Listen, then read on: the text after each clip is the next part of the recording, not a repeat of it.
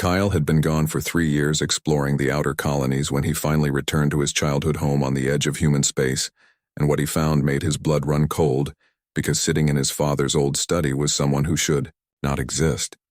She was beautiful in a way that hurt to look at, with silver hair that seemed to glow in the dim light, and eyes that shifted colors like a kaleidoscope, and beside her coiled 2 massive dragons, their scales shimmering with an inner fire that cast dancing shadows across the walls.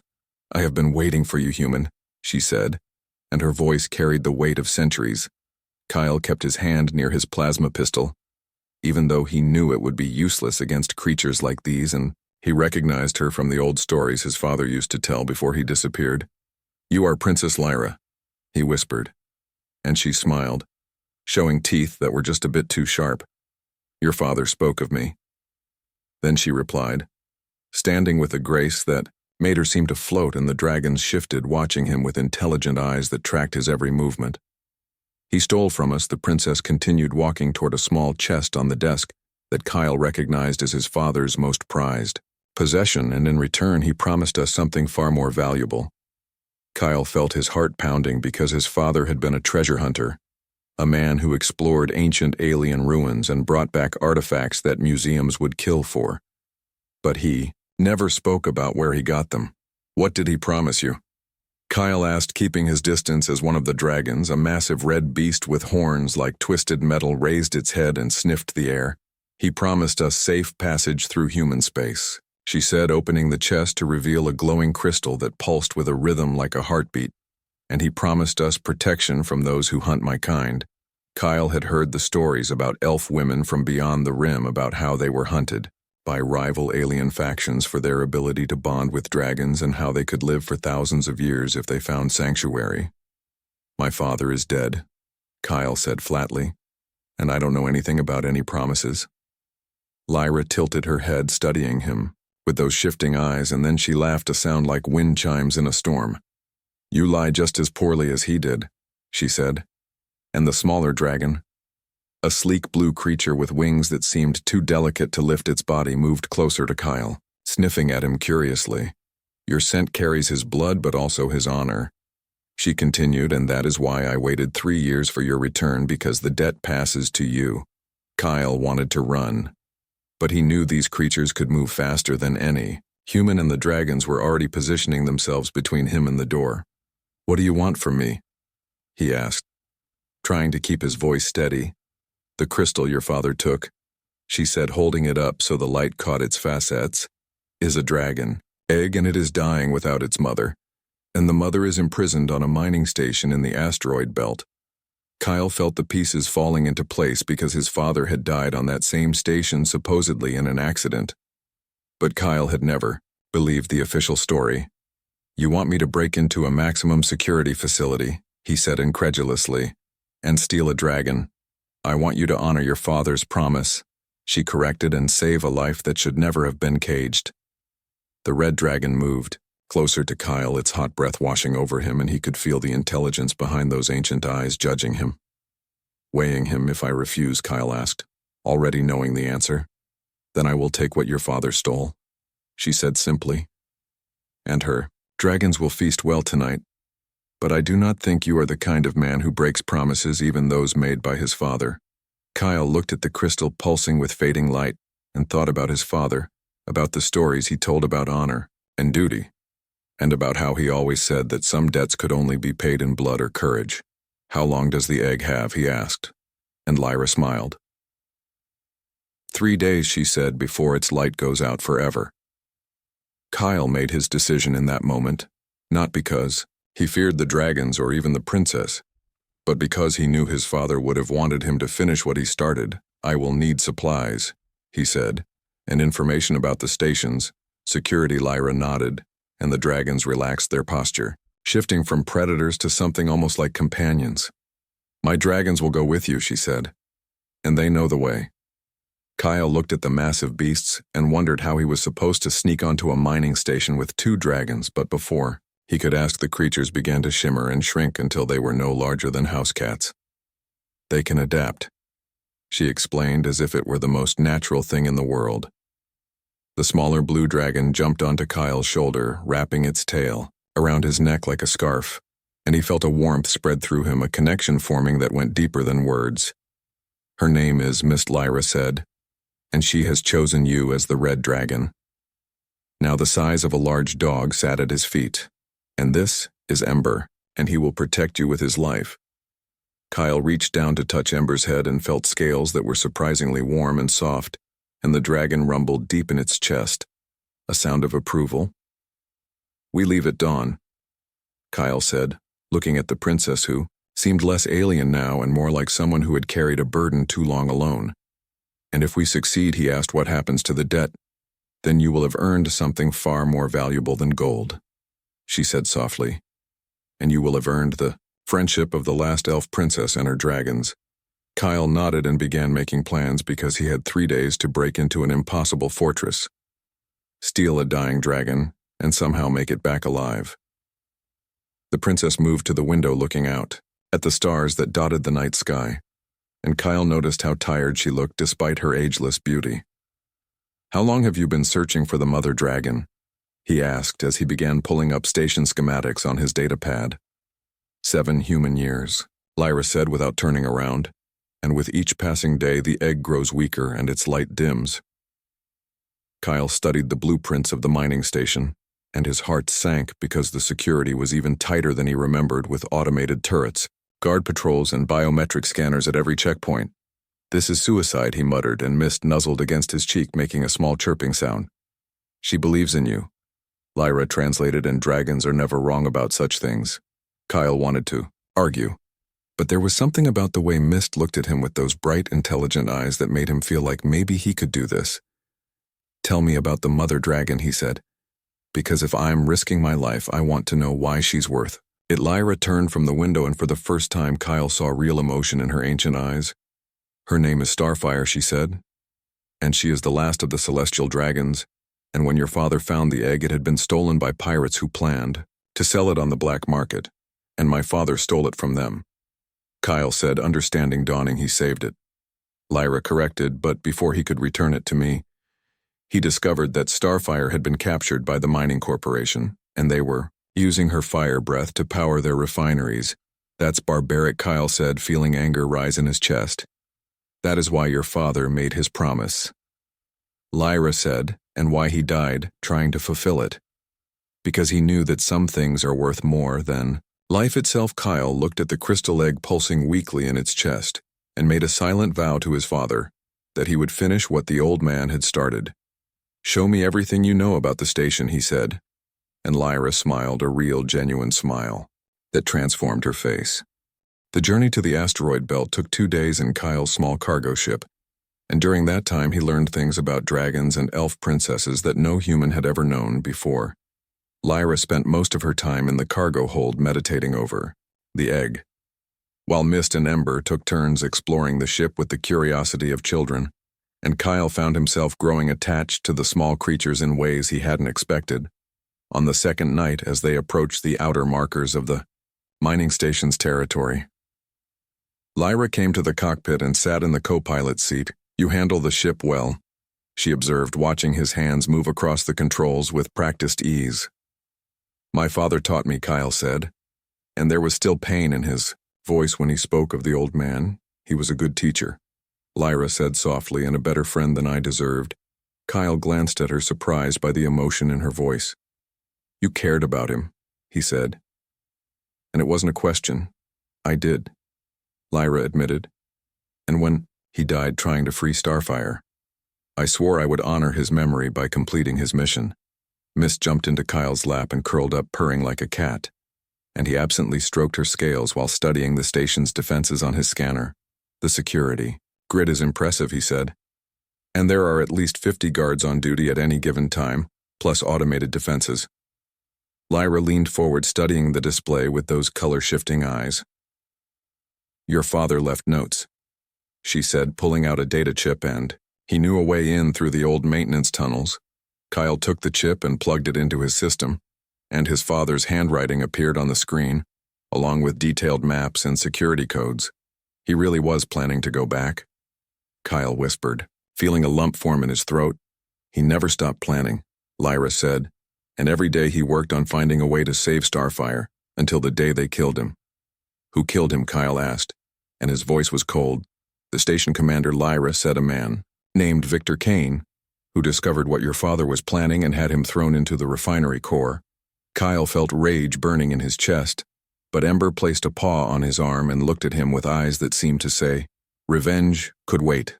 First, we save the dragon," Kyle said, forcing himself to focus, "and then we deal with Kane." Lyra nodded approvingly, and together they spent the next hours studying his father's notes and planning their approach. The maintenance tunnels ran beneath the station, connecting all the major systems, and according to his father's intel, there was a passage that led directly to the refinery, where Starfire was being held. The problem was that the tunnels were monitored by motion sensors, and any unauthorized access would trigger an immediate lockdown. Unless, Lyra said with a sly smile, we had someone on the inside who could disable the sensors. Kyle looked at her skeptically. And where are we going to find someone willing to betray a major mining corporation? He asked. You already have, Lyra said, and she pulled out a communication device and pressed a button. A hologram appeared showing a young woman with dark hair and grease-stained coveralls. Princess, the woman said with a bow. And I see you found him, Kyle. This is Casey, Lyra said, and she has been working undercover at the station for the past 6 months. Casey grinned at Kyle. Your dad was a legend around here, she said. And when I heard what happened, I knew someone had to finish what he started. Kyle felt hope stirring in his chest for the first time since this insane mission began. Can you get us in? He asked. Already done, Casey said. And I've uploaded a virus to the security system that will create a 30-minute window tomorrow during the shift. Change 30 minutes, Kyle said, doing the math in his head. And that's not much time. It's all we have, Lyra said, and it will have to be enough. Kyle nodded and began prepping his gear, checking his weapons, and loading supplies into a pack while Mist and Ember watched with interest. You should rest, Lyra said as the station loomed larger in the view screen. And tomorrow will test you in ways you cannot imagine. Kyle wanted to argue, but exhaustion was pulling at him, so he made his way to his bunk while Lyra returned to the cargo hold to watch over the egg. He dreamed that night of his father, of the stories he used to tell about honor and courage, and about how the greatest treasures were the ones that couldn't be bought or sold. When he woke, Mist was curled on his chest and Ember was lying across his feet, and he felt the weight of their trust like a physical thing. Today we save a dragon, he told them, and they chirped in agreement. The plan was simple in theory, but Kyle knew that simple plans rarely survived contact with reality. Casey would disable the sensors at exactly 0600 during the shift change, and Kyle would take Mist and Ember through the maintenance tunnels to the refinery. Lyra would stay with the ship, ready to make a quick escape once they had Starfire, because there was no way they were getting off the station without being detected. Kyle docked at a remote loading bay using forged credentials that his father had prepared years ago, and to his relief, the guards waved him through without a second look. He made his way to the maintenance access point, trying to look like just another worker, and Mist was hidden inside his jacket while Ember trotted beside him, disguised as a service drone, at exactly 0600. His communicator buzzed and Casey's voice crackled through. You're clear, she said, and you have 30 minutes starting now. Kyle pried open the access hatch and dropped into the tunnel system, with Ember following close behind. The tunnels were dark and narrow, and the air was thick with the smell of oil and metal, but his father's maps were accurate and he made good time navigating the maze. 15 minutes in, he heard voices ahead and pressed himself against the wall as 2 guards walked past, talking about their upcoming leave. That was close. Mist whispered in his mind, and Kyle realized with a start that he could hear her thoughts. Dragons bond with those they trust. Lyra had told him, but he hadn't understood what that meant until now. He pushed forward and finally reached the access panel that led to the refinery, and through the grate he could see her. Starfire was magnificent, even in captivity, with scales that seemed to contain entire galaxies and eyes that burned with an inner fire. She was chained to a massive furnace, and every few minutes the overseers would force her to breathe flame into the core, superheating the metals they were refining. Kyle felt sick watching it, but he forced himself to focus because they only had 10 minutes left. He carefully removed the grate and dropped into the refinery, staying in the shadows as he made his way toward the dragon. Ember and Mist moved ahead of him, scouting the path and warning him when guards came too close. Finally, he reached Starfire's chains and pulled out the plasma cutter his father had modified for exactly this purpose. The dragon opened one massive eye and looked at him, and Kyle felt her consciousness brush against his. "You are his son," she said in his mind, "and you have his courage. I'm here to free you," Kyle whispered. "And your egg is dying." Starfire surged to her feet despite the chains, and the overseers shouted in alarm as alarms began to blare throughout the station. Kyle worked frantically with the plasma cutter as guards poured into the refinery, and the metal chains glowed red-hot before finally snapping apart. Starfire roared, and the sound shook the entire station, making the walls tremble and the lights flicker. She spread her wings, and they filled the entire space, shimmering with colors that seemed to shift between dimensions. "Get on her back," Mist commanded in his mind, and Kyle didn't hesitate. He grabbed onto the spikes along Starfire's neck and pulled himself up, while Ember and Mist launched themselves into the air, circling protectively around their mother. The guards opened fire, but their bullets bounced harmlessly off Starfire's scales, and she responded with a blast of flame that melted their weapons and sent them scrambling for cover. "Go!" Kyle shouted, and Starfire needed no encouragement. She crashed through the refinery wall like it was made of paper, and suddenly they were in open space with the station alarms screaming behind them. But freedom was short-lived because a dozen security fighters launched from the station bays, and Kyle could see missile locks appearing on his helmet. Display Starfire twisted through space with impossible grace, dodging the first volley of missiles, and her scales seemed to drink in the starlight, making her glow even brighter. "Casey, come in," Kyle shouted into his communicator. "And we need that distraction now." "On it," Casey replied, and suddenly half the station's power grid went dark, and the fighters scattered in confusion. Kyle directed Starfire toward his ship, where Lyra was waiting with the cargo bay open and the engines already warming up. But then he saw him, Victor Kane, standing in the station's command center, visible through the observation windows. The man who had killed his father was watching them escape with a smile on his face, and Kyle felt rage burning in his chest. Starfire felt his anger, and for a moment he thought she might turn back to attack. But Mist's voice cut through his fury. "The egg, Mist reminded him, and your father died to save it." Not to get revenge, Kyle forced himself to focus and guided Starfire into the cargo bay where Lyra was waiting with tears streaming down her face. "My friend," she whispered, touching Starfire's massive head, "and I thought I had lost you forever." Starfire rumbled deep in her chest and moved immediately to the egg, pressing her nose against the crystal. The egg began to glow brighter and brighter, and Kyle could feel warmth radiating from it. "Like a small sunshine healing it," Lyra said with joy in her voice, "and she will live." But their celebration was cut short as the ship rocked from weapons fire, and Kyle ran to the cockpit to see Kane's personal destroyer bearing down on them. "He wants the dragon," Lyra said, joining him, "and he will destroy us all rather than let her escape." Kyle gripped the controls and pushed the engines to maximum. But the destroyer was faster and better armed. "We can't outrun them," he said, "and our shields won't last long against that firepower." "Then we don't run," Lyra said, and her eyes blazed with ancient fury, "and we fight." Before Kyle could respond, Starfire emerged from the cargo hold, now at her full size, and she positioned herself between the ship and the destroyer Mist, and Ember flanked her like tiny escorts, and together they faced down the massive warship. Kane's voice crackled over the communication channel. "You cost me millions in lost productivity," he snarled, "and that dragon is corporate property. She is a living being," Lyra shouted back, "and you will never cage her again." Kane laughed a cold, cruel sound and launched a full missile. Barrage Starfire roared and unleashed a stream of flame that detonated the missiles in a spectacular explosion, and then she flew straight at the destroyer with Mist and Ember following. The smaller dragons were impossibly fast, weaving through the destroyer's defenses and targeting its weapon systems with precision strikes. Ember breathed fire hot enough to melt through armor plating, while Mist exhaled a freezing mist that cracked metal and shattered sensors. Starfire hit the destroyer like a meteor, and her claws tore through the hull like paper. Kyle watched in awe as the celestial dragon ripped the warship apart piece by piece, and Kane's confident voice turned to screaming as his ship came apart around him. "Please, Starfire," Lyra said gently, "and he is not worth your mercy." The dragon paused. Her massive head turned toward the command center where Kane was frantically trying to seal his escape pod. For a long moment, Starfire stared at the man who had enslaved her, and Kyle held his breath. Then she turned away and flew back to the ship, leaving Kane trapped in his dying destroyer. "That is mercy," the dragon said in their minds, and may he think on it as his ship falls into the sun.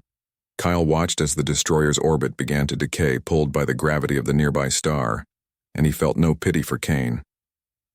They jumped to faster than light speed and left the mining station far behind, in the cargo hold.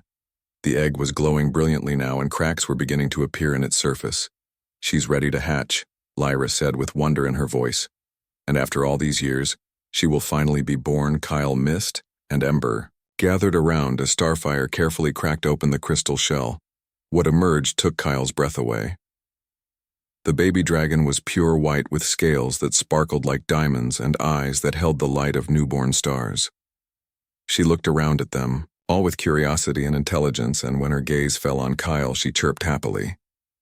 "She likes you," Lyra said with a smile. "And I think she knows you saved her." Kyle reached out carefully, and the baby dragon nuzzled his hand with a warmth that spread through his entire body. "What's her name?" he asked. Starfire rumbled, and the translation came through the bond. "Hope," she said. "And because you gave us hope when all seemed lost." Kyle felt tears on his cheeks, and he didn't try to hide them. The next days were spent traveling to a safe haven that Lyra had prepared, a hidden moon on the edge of known space, where dragons could live free from hunters and corporations. Casey met them there, having escaped the station in the confusion, and she brought news that the mining corporation was facing criminal investigations for their treatment of sentient beings. "Your father's sacrifice was not in vain," she told Kyle, "and the truth about what they did to Starfire is spreading across human space." Kyle nodded, but the victory felt hollow without his father there to see it. Lyra found him sitting alone, watching the sunset over the moon's purple oceans. "He would be proud of you," she said, sitting beside him. "I just finished what he started." Kyle replied, "No," Lyra corrected, "and you did something far more important, and you proved that humans can be trusted with the greatest treasures in the universe." She reached out and took his hand, and Kyle felt the warmth of her touch. "My people have been hiding for centuries," she said, "and fleeing from those who would use us or destroy us, but perhaps it is time we stopped running." "What are you saying?" Kyle asked. "I'm saying that maybe it's time for elves and dragons to stand with humans," Lyra replied, "and to build something new." Together, Kyle looked at her and saw not an alien princess, but a friend and an ally. The baby dragon Hope chirped from where she was playing with Mist and Ember, and Starfire watched over them all with peaceful contentment. "We would need a place to start," Kyle said, "and somewhere we could build a sanctuary." "I know just the place," Lyra said. "And your father's old homestead, and it has plenty of room for dragons." Kyle thought about his childhood home, empty now, except for memories. "My father would like that," he said, "and he always said it was too quiet without family." "Then let us fill it with life," Lyra said, "and let us honor his memory by creating something beautiful." Kyle squeezed her hand and nodded. Together, they would build a new future, one where humans and elves and dragons could live in harmony. And in a small chest carefully preserved, Kyle kept his father's notes and journals, because the old man had been right all along. Some treasures were worth more than gold, and some promises had to be kept no matter the cost. 6 months had passed since they established the sanctuary on Kyle's father's old homestead, and the place had transformed into something that would have made the old man proud. The dragons had built nests in the old barn that Kyle had expanded and reinforced with Lyra's help, and Hope had grown from a tiny hatchling into a dragon. The size of a small horse. Casey had joined them, bringing her engineering skills and a determination to build something that would last, and together they had begun constructing a proper facility where dragons could be protected and studied. But it wasn't all peaceful, because word had spread through the galaxy about the elf princess and her dragons, and not everyone was happy about it. On a cold morning when frost covered the ground, Kyle was working in the workshop when Mist suddenly appeared at his side with her scales bristling. "Strangers," she hissed, "and coming fast." Kyle grabbed his weapons and ran outside to find 3 ships descending through the atmosphere, and he recognized the markings of the Dracon Hunters, a group that had been hunting elfkind for centuries. Lyra emerged from the main house with Starfire at her side, and her face was set in grim determination. "They have found us," she said, "and we knew this day would come." "How many?" Kyle asked as Ember and Hope joined them, forming a protective circle. 15. "Maybe 20. Lyra replied. "And they are some of the best hunters in the galaxy." Casey ran up with a rifle in her hands and determination in her eyes. "The defenses are ready," she said, "and we can hold them off for a while, but we need reinforcements." Kyle activated his emergency beacon, sending a distress call to the nearby colony worlds and to the friends he had made during his years of exploration. The hunter ships landed in a circle around the homestead, and armed figures in advanced combat armor emerged with weapons that hummed with deadly energy. Their leader stepped forward, a tall woman with scars covering her face and eyes that were cold. As Ice Princess Lyra, she called out, "And your hiding is over, and the Council of Hunters demands your surrender." Lyra stepped forward with her head held high and her voice rang with authority.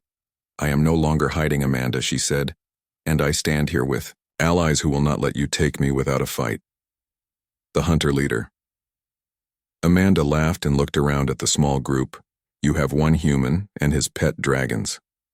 She scoffed, "And we have brought enough firepower to level this entire planet."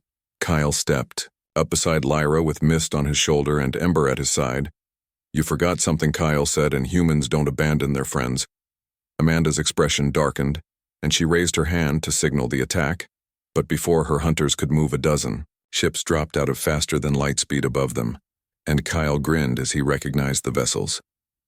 The Colonial Defense Force had arrived along with ships from 6 independent trader guilds and mercenary companies. A hologram appeared, showing the face of Admiral Patricia Collins, a woman Kyle had served with years ago.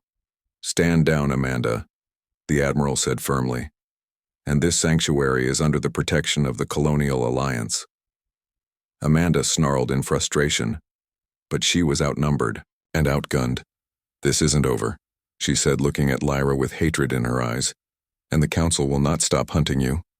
Then the Council will have to face all of us." Patricia replied, "And because the Alliance has voted to grant Princess Lyra and her dragons full citizenship and protection." Kyle felt relief wash over him as the hunter ships retreated back into orbit, and the colonial forces established a defensive perimeter around the sanctuary. Patricia landed her shuttle and stepped out. With a smile, "You always did know how to find trouble, Kyle," she said.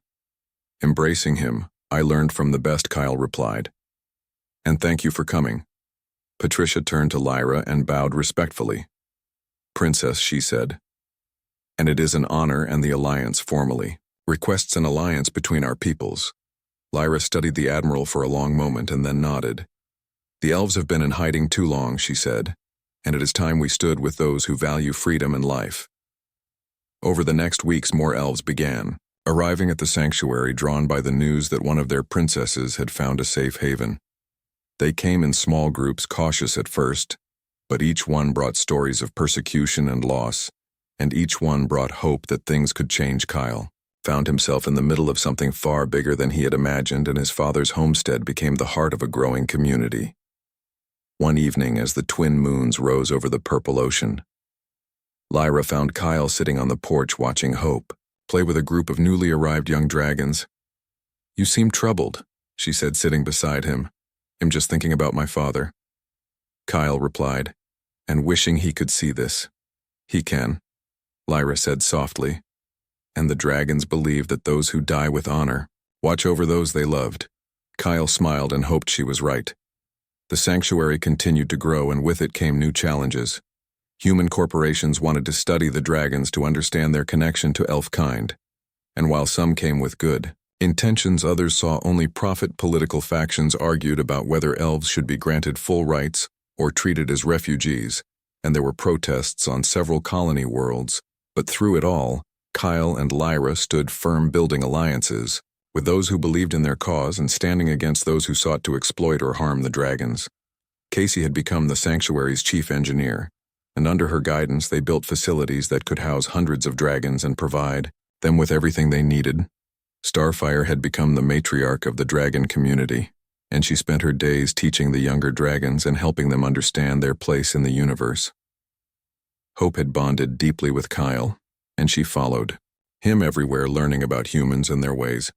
One day a new ship arrived at the sanctuary, and Kyle was surprised to see that it carried representatives from the Elf Council, the same group that had sanctioned Lyra's exile centuries ago. Delegation was led by an ancient elf named Elder Marcus, who walked with a staff and whose eyes held the weight of millennia. "Princess Lyra," he said, bowing low, "and the council has sent me to deliver a message." Lyra stood before him with her dragons at her back, and her voice was steady. "Speak." Then she said, "And let the council say what they have hidden from for so long." Elder Marcus straightened, and there was respect in his eyes. "The council acknowledges that we were wrong," he said, "and we exiled you because we feared the humans would destroy us, but you have proven that some humans are worth trusting." Kyle felt pride swell in his chest as the elder continued. "The council wishes to end your exile and invites you to return home," Marcus said, "and we need leaders who can bridge the gap between our peoples." Lyra looked at Kyle and at the sanctuary they had built together, and at the dragons who had found safety. "Here, my home is here," she said firmly. "And if the council wishes to bridge gaps, then they must come here and see what we have built." Marcus smiled and nodded. "Then that is what we shall do," he said, "and let this place be the foundation of a new alliance." Over the following months, elves from across the galaxy began arriving not as refugees, but as partners in building something new. They brought their knowledge, their technology, and their ancient wisdom, and combined it with human innovation and determination. The sanctuary became a city, and the city became a symbol of what could be achieved when different peoples worked together. Kyle found himself appointed as the human ambassador to the Elf Council, and he traveled to distant worlds, spreading the message of cooperation and understanding, but he always returned to the sanctuary, to Lyra and to the dragons who had become his family. One evening, as they sat watching the sunset, Lyra turned to him with a serious expression. "I have something to tell you," she said, "and the dragons have chosen you for a great honor." Kyle looked at her confused, and Starfire approached with Hope at her side. "You have proven yourself worthy," the great dragon said in his mind, "and we offer you the bond of a true dragon." Rider Kyle felt his heart race as Hope stepped forward and pressed her head against his chest. "I choose you," she said, "and together we will protect this place, and all who call it home." Tears streamed down Kyle's face as he felt the bond snap into place, deeper and more profound than anything he had experienced before. He could feel Hope's thoughts, her emotions, her very soul intertwined with his own. "Thank you," he whispered, "and I promise I will never betray this trust." 2 years after the sanctuary was founded, it had grown beyond anyone's wildest dreams, and what started as a refuge for dragons had become a thriving city where humans and elves lived and worked together. Kyle stood on the observation deck of the new council building, watching Hope soar through the sky with a dozen other young dragons, and he still marveled at the bond they shared. Ambassador Lyra's voice came from behind him. "And we have visitors?" Kyle turned to see her standing in the doorway, with that familiar smile that still made his heart skip a beat. "Who is it?" he asked. "Your old Admiral," Lyra replied, "and she has brought representatives from the Galactic Union." Kyle felt a mix of excitement and nervousness because the Galactic Union represented thousands of worlds and species, and if they were here it meant something big was happening. They gathered in the main council chamber where Patricia Collins waited with a delegation of alien representatives, including species Kyle had only seen in history books. "Ambassador Kyle," Patricia said formally, "and on behalf of the Galactic Union, I bring you a proposal." Kyle sat beside Lyra, with Starfire coiled behind them, and Hope positioned herself protectively at his side. "We're listening," he said. "The Union has been watching your sanctuary," Patricia began, "and what you have built here is unprecedented, and humans, elves, and dragons living in harmony, and it's inspired other species to reconsider old prejudices." One of the alien delegates, a towering insectoid being named Crix, leaned forward. "My people have been at war with the Aquarian Federation for 3 centuries, he said. But after seeing what you accomplished here, we are willing to consider peace talks." Kyle felt the weight of responsibility settle on his shoulders. You want us to mediate? He said. More than that, Patricia replied. And the Union wants to establish this sanctuary as neutral ground where all species can come to resolve conflicts. Lyra squeezed his hand under the table, and he could feel her support through their bond. It would be an honor, Kyle said. But we would need guarantees that this place remains protected and that the dragons remain free. You have our word, Crick said, and the Union will establish a defense fleet to ensure no harm comes to this world. Over the next months, the sanctuary transformed again, becoming a center of galactic diplomacy, and representatives from hundreds of worlds arrived to learn about the human-elf-dragon alliance. Kyle found himself negotiating treaties and mediating disputes between species who had been enemies for millennia, and always hope was at his side, providing wisdom beyond her years. But not everyone was happy about the sanctuary's growing influence. There were those who saw the alliance between humans, elves, and dragons as a threat, and they worked in the shadows to undermine everything that had been built. The first attack came without warning. A bomb exploded in the marketplace, killing 3 elves and 5 humans and injuring dozens more. Kyle arrived at the scene to find Casey organizing the rescue efforts, while Lyra used her healing abilities to save those she could. Who did this? Kyle demanded, and his rage barely contained. We don't know yet, Casey said, but whoever it was knew exactly where to strike for maximum impact. The investigation revealed that the bomb had been planted by a radical group calling themselves the Purists, who believed that species should not mix. They struck again, a week later, targeting the dragon nursery, and only the quick actions of Starfire and the other adult dragons saved the young ones from harm. Kyle called an emergency council meeting, and his face was grim. We can't let them win, he said, and if we respond with violence, we become what they fear. But we cannot sit idle, Lyra argued, and our people are dying. Hope spoke up for the first time in a council meeting, and her voice carried the wisdom of the ancient dragons. We must find those who lead this group, she said, and show them the truth of what we have built. Kyle nodded and realized she was right. He assembled a team including Casey and several elf warriors, and together they began tracking the Purists through the underground networks that connected the colony worlds. The trail led them to a hidden base on a remote asteroid where they found the Purist leader, a bitter old human named Gregory Hart, who had lost his family in an alien raid decades ago. You don't understand, Hart said when they confronted him, and letting aliens onto human worlds is a mistake that will cost us everything. Kyle looked at the man and saw not a monster, but someone broken by loss and consumed by fear. I understand more than you think, Kyle said, and my father died because he believed in building bridges instead of walls. Hart laughed bitterly. And look where that got him, he said. It got him a legacy, Kyle replied. And it got him friends who would risk everything to honor his memory. And it got him a son who learned that the greatest strength isn't in isolation but in unity. He gestured to his team, humans and elves standing together. These people are my family, Kyle said. And not because we share blood, but because we share purpose.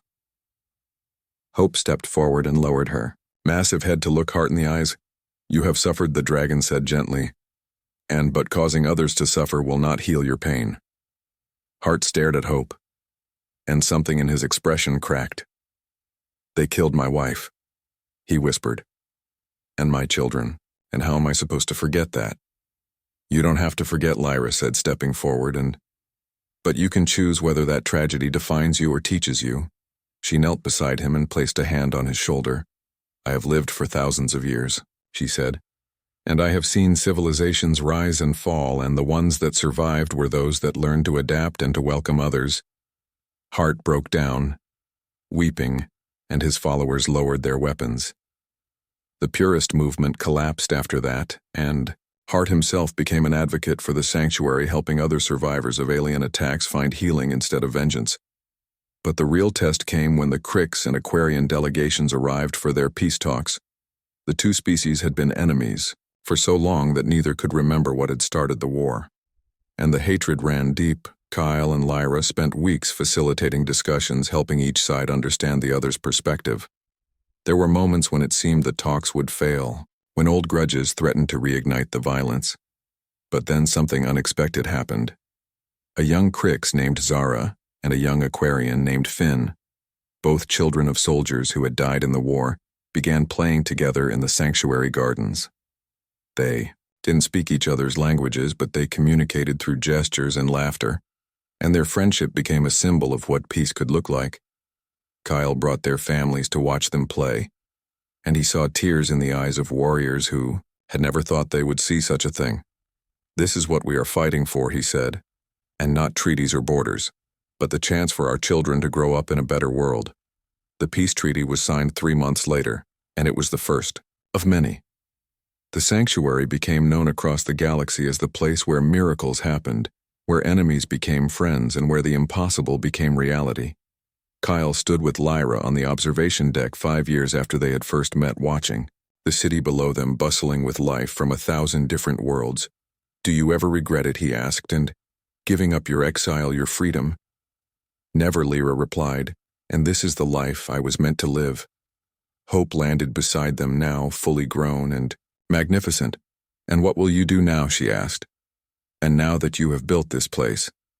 Kyle smiled and put his arms around both Lyra and Hope. "We keep building," he said, "and we keep showing the galaxy that there is another way far above them in orbit." The defense fleet stood watch, protecting the sanctuary and its inhabitants, and in a small chest carefully preserved, Kyle still kept his father's journal. The old man had written on the last page a single sentence that Kyle had taken as his guiding principle. "The greatest treasures are the ones we build together."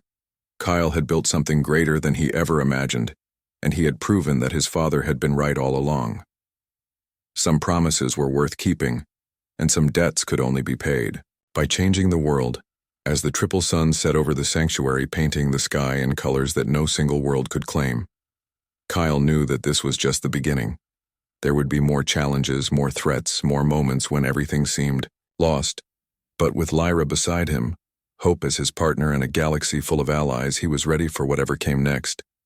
Because he had learned what his father knew all along, that the universe was not a place of darkness and fear, but a place of infinite possibility. And all it took was one person willing to stand up and say that there had to be a better way. The dragons roared in harmony as night fell, and their song echoed across the stars, carrying a message of hope to every world that could hear. The age of isolation was over. The age of unity had begun, and at the heart of it all was a sanctuary built on the foundation of one man's promise, and his son's determination to honor it. Kyle closed his eyes and sent a silent thank you to his father. Wherever he was, the old man had given him more than treasure. He had given him a purpose, and Kyle had turned that purpose into a legacy that would last for generations to come.